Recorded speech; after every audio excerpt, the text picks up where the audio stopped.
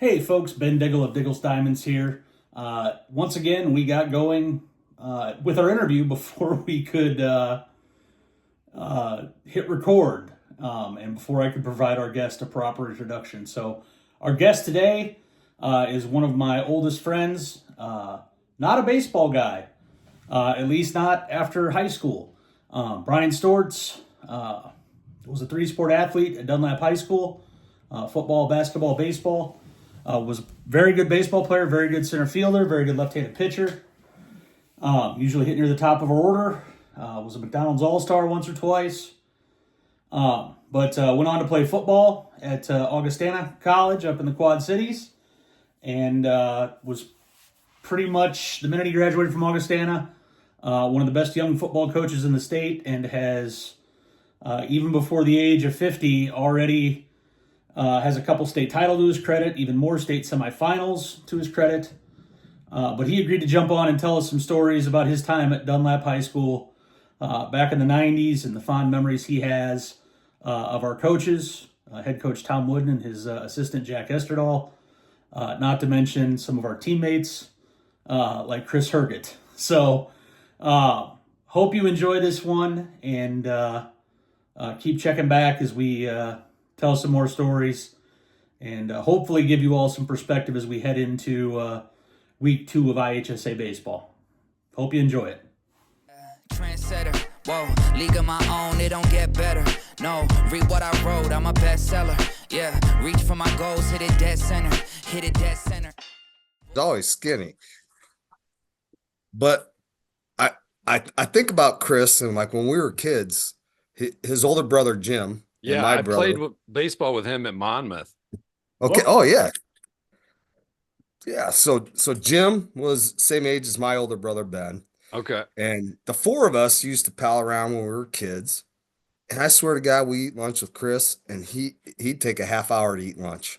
Everybody else would be done in 3 minutes. He's a character, that's for sure. He was famous for trying to tackle small trees after drinking heavily in Carbondale, and Wow. dislocated his shoulder multiple times. Oh my God. Wow. I gotta get you. I don't know how many stories we're telling here, but I got a good story about Chris Herget's mom. Let it fly. She was a mail woman, right? Yeah. She Yeah, was in Dunlap, right? Absolutely. I don't know if her route was in Dunlap, but they lived in the heart of Dunlap. Yeah. Are we going right here, Ben? Is this what, or? I mean, it's basically a bullshit session, so yeah, that's all Yeah, we we want. just cut and paste. Oh, okay. All right. Yeah. So you want to hear the Mrs. Herget story? Let's hear the Mrs. Herget story. Mrs. Lee.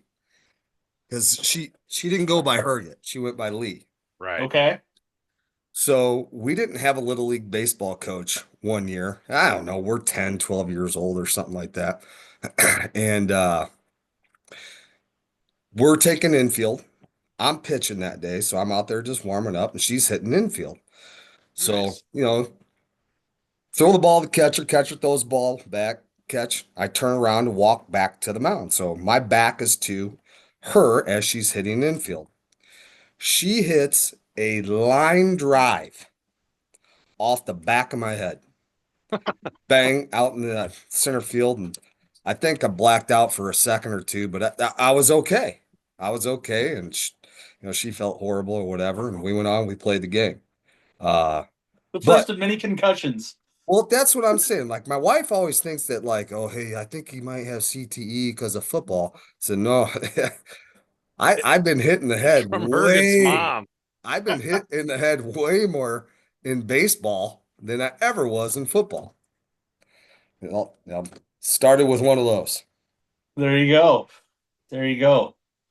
Well, folks, welcome. The gentleman you see before you here is my good friend, Bryan Stortz. Bryan is not a baseball guy by trade. However, he was a three-sport athlete at Dunlap High School and one of my teammates, and today is a very successful football coach. Chances are, if you're employing Bryan and he's on your sidelines, you're probably playing well into November.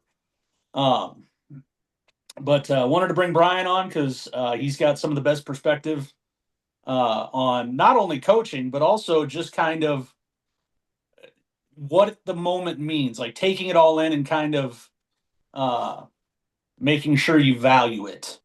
And so, since we were telling stories, and Bryan's one of the better storytellers I know, I thought we'd bring him on and let him entertain you folks. So, buddy, it's great to see you. Welcome. Okay. Oh, I appreciate you guys having me on. When you asked us the other day, I went back and listened to a few of you guys' podcasts, and it's amazing what Ben you've done, and Dave, I don't know as much as your background, but I've looked up a little, and it's just amazing what you guys have done for kids. And I appreciate that, buddy. Same for you. it, just listening to some of your podcasts, it's not like you're just throwing names out there or anything. You guys have done research, you know things about these people, and just trying to help kids on their journey. And my hat's off to you two guys. It's really great to see what you guys are doing. Appreciate it. Yeah, appreciate it, man. Always. That coming from you, that means the world. Well, Well, that's why we're all sitting here, right? Because coaches yeah, did it for us too, right? yeah. Yeah, especially two guys I want you to talk about today. Sure. I want you to talk about I don't know that, and maybe you can answer this, but for all my time that I've been around high school sports, I don't know that anyone is as close to their coaches as we were to Jack Esterdahl and Tom Wooden. And I think being around them was something special that you probably took for granted when you were, 16, 17, 18 years old, and you didn't realize exactly maybe at the time what they were doing for you and how they built it and the relationship that you had with them. But now that I am in the world of coaching and influencing kids, man, I emulate a ton of the things that they did and the way that they acted, and the confidence really that they would try to instill in you as a player, and the way that 100%. they were brutally honest with you too. There was times, and baseball's a tough game. It's a tough game. You go through ups and downs, and I know that I had a number of conversations with them when you're in a slump, just talking about what's going on and how can we get you playing at your best and things like that. But I mean, I've got a bunch of different things. I don't know what you want me to talk about, but Tom Wooden and Jack Esterdahl, I wouldn't be where I am today without those two men in my life. I wholeheartedly agree. We talked a little bit yesterday. You said you had two stories locked and loaded, one for each. Hit me with your best shots. Let's go with Coach Wooden first. It's not a baseball story. That's okay. That's all right. It's the life story, and it's why it's one of the many reasons why I just consider him in such high esteem that I do. He did so much for us as a baseball coach, but my senior year in football, I ended up having a season-ending injury. I dislocate my hip in the middle of a game, and I have to go to the hospital. I'm in there. No one knew anything was wrong at the time. My parents didn't go by ambulance, anything like that. They thought that maybe I pulled my groin. I just remember Barry putting you in the back of the car. I kept telling him on the car ride, like, can you take the seat buckle out from underneath me? Like, take this. And later we find out like there was no seat buckle. There was actually like my hip bone that I was sitting on the whole way there. So we get there, they put the hip back in and everything like that. And obviously my parents are pretty upset and pretty devastated.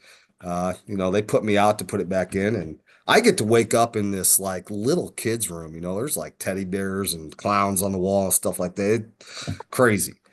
But my parents were so upset because they knew that football was my love and, the thing that I cared about. They could not come into the room and tell me what had happened because I didn't know at the time what the injury was. They had not said anything to me. So who comes into the room to tell me what had happened and where we're going from here? Tom Wooden. Tom Wooden comes to the hospital and spends time with us there, and he's the one that told me and said, "Hey, you had an injury here, and this isn't the end of the road for you," and tried to have that talk that many of us have had to have with kids along the way when it's just you don't have the words at the time, but just him being there, I will never forget that. Uh, and then, just the way that he handled me after that, I still had the rest of my senior year that I was able to come back and, play sports from there. And just, I looked at him so much differently. Not that I should or shouldn't have, but that just meant the world to me that this guy took time to come and see me at the lowest of lows for me. And it's one of those things that'll stick with me forever. When Coach retired, I talked to you back then too, and you said something that has always stuck with me. You said Coach was one of those guys that would tell you he loved you and it meant the world to you, but he could also tell you that you can do better. And it wasn't in a harsh way. It was, I don't want to let this man down. Like, he knows I can do something great. I'm going to go do something great.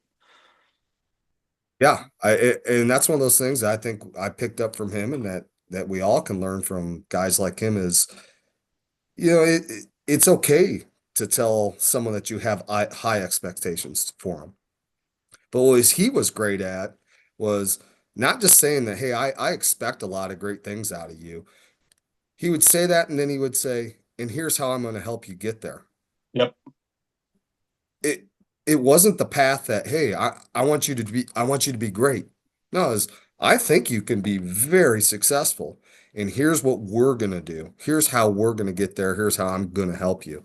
And just the way that he phrases that and the way that he went about his business of following through on all of that it's one of those things that made him why he was so successful, and the number of kids that he coached through the years, and why he had so many great, teams. Absolutely. Absolutely. So what do you got locked and loaded for Coach Esterdahl? All right, Coach Esterdahl.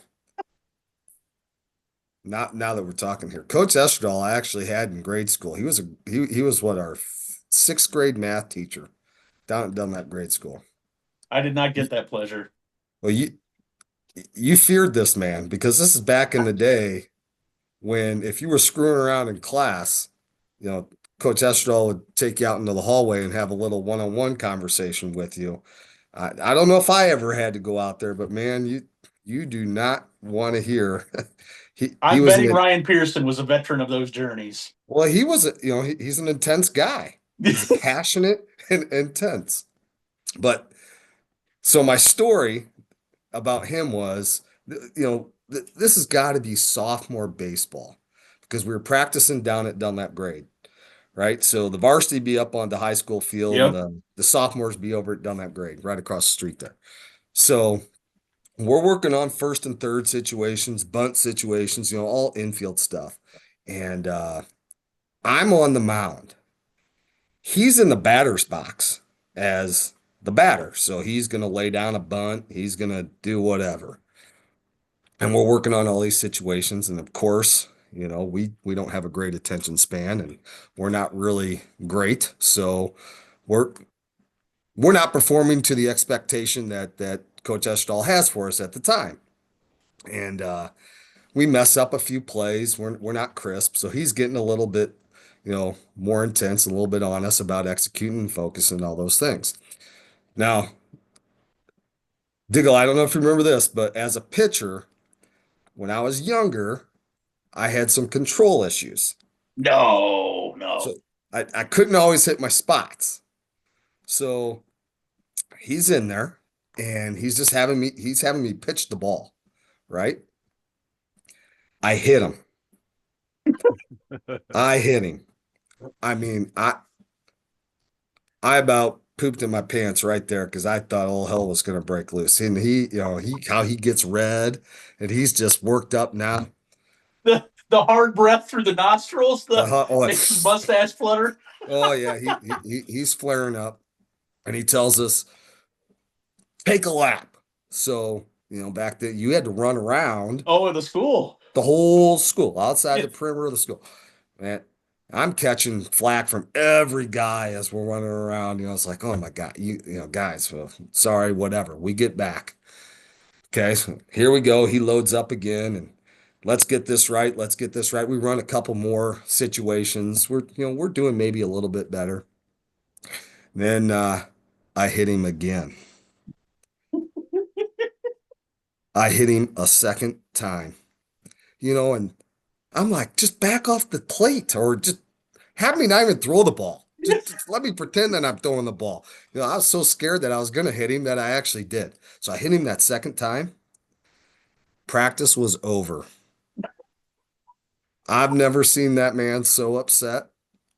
I I don't even really remember what happened after that, other than he just kind of kicked us out. Uh, but we came back the next day and we all knew our first and third situations. We knew where to go with the ball and in every bunt scenario. But I don't think he ever had me pitch during those segments anymore. Nice. Nice. That's amazing. That's amazing.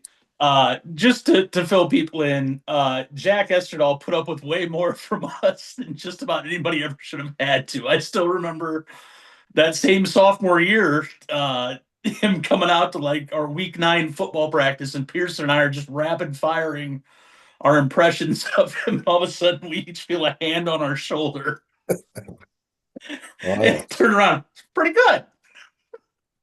You boys ready to Yeah. start practice? Yeah, coach. Yeah. He's one of a kind. He's one of a Oh, kind. one of the best. One of the Yeah. best. There's one other thing I want to talk to you about. And we we went through this yesterday. Don't get old, kids. It's hell. Uh, so Brian and I were talking yesterday. Our senior year, we were privileged or fortunate, whatever you want to call it, to defeat the defending state champion. Roanoke Benson had gone 33-0 the year before and won the Class A state title back when there were only 2 classes in Illinois. And we ended up hosting the regional at our place. And Who was just that to pitcher they had? Jeremy Brown? Jeremy Brown, Jeremy Brown. Brownie. He went to the University of Evansville, lives down in Franklin, Tennessee now. Brownie was freaking lights out, and he graduated that year in '95. But in '96, there were still some guys from that title team, like Darren Delagrange. I remember was on that team, and maybe one of their arms too. But anyway, they come to our place. They've won 18 games in a row. They're 28-3 instead of 33-0, and Brian and I both thought the game was a 2-1 game. Like we were talking about this, like, yeah, I remember Fetcho tripled, and then he thought he was on third base while Rich was on first. And I was like, well, that doesn't make any sense because Rich tripled. And it turned out we were way the hell off because it was an 8-5 game. And I remember virtually none of that until I reread the Journal Star story. So, Well, was, I have an excuse, see, because Chris Herget's mom hit me in the head with the ball. I can't remember. I can't remember things. I don't Miss know Lee's still a excuse, saint. I don't know what your excuse is, though, Ben. Yeah. Especially because I was watching the whole thing. I was sitting up in the press box. Oh, man. Well, that is the funny thing. Like I don't remember all the details of games, but I remember snippets of practices and Oh, yeah. this event and that outing and these different types of things. And I don't know. I think that's another thing that makes high school sports special, and maybe you don't realize it at the time, but all those little things are the reason why you do it, and the friendships and all the lessons that you learn along the way. That's what I wondered. Go ahead, Dave. Do you guys remember when we, as in Richwoods, played you guys, I think at your place? Yep. And Mike Panka strikes out and he comes back and he kicks a plastic garbage can and his cleats cut through the garbage can and his foot gets stuck inside the garbage can and he's flailing around. He can't get it off. Absolutely. I totally forgot about that until you just said that now. We thought it was the funniest thing. Yes. I was crying, just Yeah. crying on the ground in the dugout. One of the greatest moments ever. Oh my gosh. I missed that Richwoods game. I got sick. and couldn't. I remember I had to call Coach Wooden at Dunlap grade and be like, "Coach, I'm out today. I'm not at school." And it was like, "Oh, we're playing Richwood. You're gonna miss a hell of a ball game." And then I remember hearing all about that. The funny part is, Dave, the harder Panka tried to get that thing off his foot, the Yeah. more impatient he got, and the more it was just locked in. It was like a And spectacle. it just kept going, and people in the crowd are laughing, and then that made him more mad, and it was just epic. the funny part is everybody was more concerned about Casey Huss because we remembered him from Farmington. Yeah. Huss was a banger. Yeah, that was crazy. Well, Mr. Stortz, that's about it, buddy. That's really all we need. I don't want to take up too much of your time. Well, I appreciate you guys having me on again and everything you're doing for kids and trying to help their futures. Not a lot of people in the world taking the time to do what you guys are doing. So Well, these kids should be thankful. well, I'm gonna now that your kids quitting baseball and going to lacrosse, evidently I'm gonna have to learn how to get kids recruited for lacrosse. So I don't know All how my that kids- happened, Sport, but man. That's a popular new sport. Man, you know, Ben, I don't know if it was around when I was a kid. I don't know. I might have played it too. you definitely would have played it. Let's be honest, buddy. Well, yeah, you know, you get to run around, you get to have contact. Yeah, you you know? get to hit people. Um, Which, by the way, Dave, left-handed thrower / hitter here, and at one point was trying to become our catcher. oh, Why have I not? told you that story? Have I ever told you that story? Just the start of it. Just Oh, that you okay. found the mitt. All right. Dave, listen now. My older brother, right? He's a year and a half older than I am, so he's the guy that as a kid I idolize. I want to beat him at everything. I want to be him, you know. And we play catch in the yard every day as kids. We lived out on Radnor Road. Yeah. You know what Radnor Road? Well, there's my no mom lives there now. Yep. Well, at that time, there's There was nothing. Five houses out there. Yeah. There's no one to play with. So me and my brother would play one-on-one baseball every day in the summer. And we get to a point where we pitch and catch to each other. So I've been catching all my life.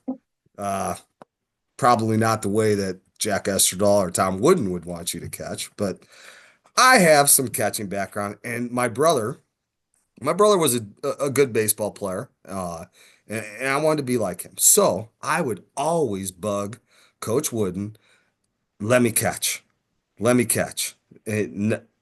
He always tell me why a lefty can't, and no, and all those reasons and everything. So I end up finding a catcher's mitt. I work on it and I do all these things. And finally, in a summer league game, because there's no stakes there, he agrees to let me catch. So I'm like, this is it. This is my opportunity. This is my chance to show him I can do Striking a this. blow for lefties everywhere. Yeah, this is it. This is it. We are gonna, be the guy that helps everybody else get on the map here. So I'm out there and I'm doing my thing. I do a good job. I'm catching the ball, getting it back to the pitcher. I didn't hit Jack Esterdahl at all. And as we're catching, every catcher needs to know how to catch a pop-up, right? So I practiced this. And lo and behold, I get one. Ball comes in, pops straight up. So what's every good catcher do? They locate the ball. They got to take off the mask, right? What are you supposed to do with the mask? Chuck it, right? So you throw the mask, catch the ball, bang, out. What do? I take the mask off and I chuck the glove. So here I am standing with the mask. Lucky, I'm a quick thinker. What do? I catch the ball in the mask. That's awesome. As I make my way back to the dugout, Tom Wooden lets me know that that'll be the last day that I'm ever catching. So I blew it. I blew it for all left-handed catchers out there. That I'm story sorry. was worth it though. So to be fair, we probably also needed you in center field more. But I had my opportunity and I blew it. Amazing. Yeah. Amazing.